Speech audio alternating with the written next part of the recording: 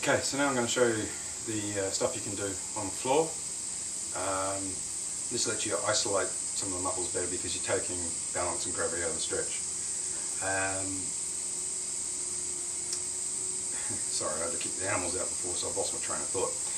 Anyway, you find some area around as long as it's pretty stable, pretty flat. You got a little bit of room around you, anywhere it's fine. Stick a towel down if you want. This is stuff you can do on your own, in your own time. You don't need weights or anything, you're just going to use your own natural body weight. Let me find my notes for a second and remember what I'm doing first. Right, okay, now this is the stuff that you're probably really going to hate me for. So similar to doing upright stuff, this is exercises we do to improve our kicking, but it really works on your glutes, your lower back, your thighs, your support muscles, your hip flexors, anywhere lower body. Wally, you can't lie on my tail, mate. You're going to have to go.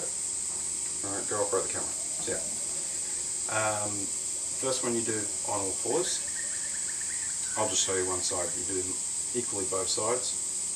Same as the upright. Probably didn't mention that, but obviously both legs. It doesn't take an Einstein to figure that out. So the first ones we're going to do, let's get a nice all fours position. You want to keep your back straight as possible. One, it puts all the work into your legs where we want them, and two, just because having a better posture is going to protect you from any injuries that may happen, which obviously we don't want. So we don't do a front kick from this position, obviously, because we'd be pushing down the ground, but I will show you a nasty one from there. But what we are going to do is we're going to do a side kick, a roundhouse, or what we call a cross kick, a back kick, and a hook kick. So obviously the word kick out, so we're just going to do side, we're going to do cross, we're going to do back, and we're going to do hook. So get a nice good posture. If you want a pillow under your knee, if you've got bad knees like I do, probably want to do that. If you feel comfortable going down on one side, that's fine, but just try and keep your back straight along it. So what we're going to do first is we're going to do the back kick. It's the easy one.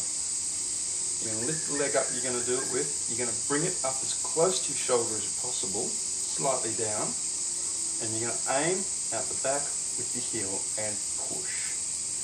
Higher the better, in a straight line, pull right back. Don't skimp on it. Out, back. This one will really work your glutes. Up and back. You can scoop it up if you want to, but you're more likely to hurt your lower back, to be honest. You're better off going and pushing in a nice straight line. When you get out there, you can push and extend, you can do your ups and downs and whatever you want to do, but trust me, you start doing a number of reps of these, you're not going to need that part. So that's your back one. So get a nice stable position, knee up, push out, pull back, push out, pull back. Now the aim of these is not to do them fast. The slower, the harder you're going to actually work. Alright, now I'll show you the side one. That was the easy one. So for the side one, we're going to bring our knee up to our shoulder again, but we're going to point out to the side.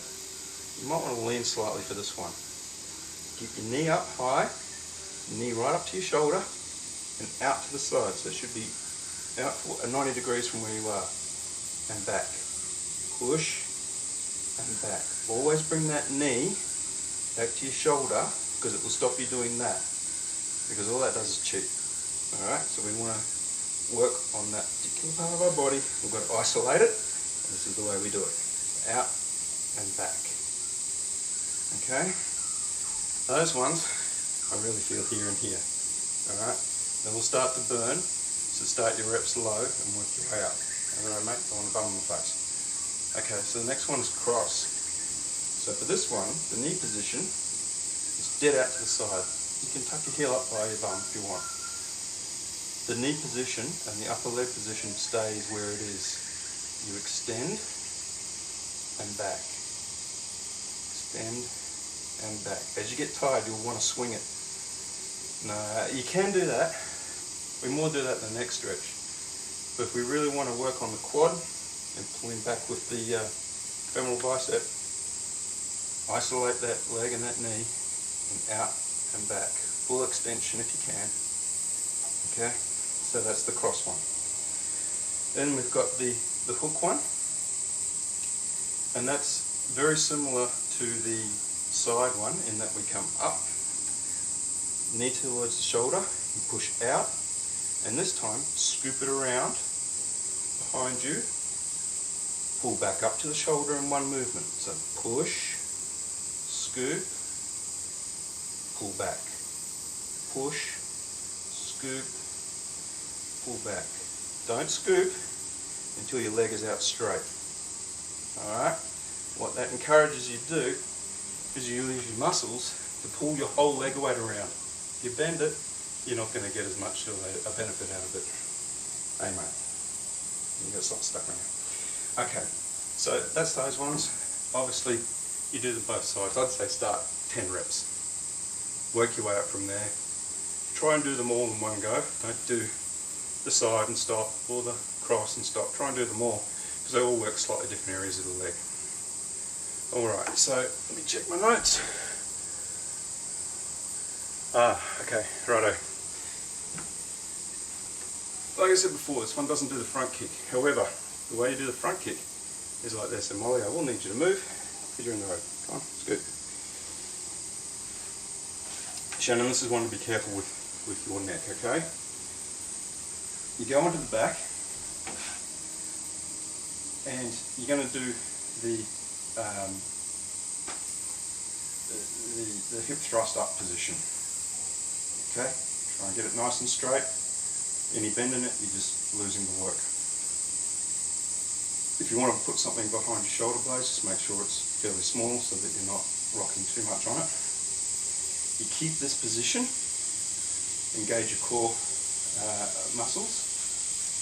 Make sure whichever leg's going to stay on the ground for this one, get it nice and stable. You're going to lift up. You're going to bring that knee up as close to your chest as you can. Point your foot at the ceiling. Push up, tense, pull back. Push up, pull back.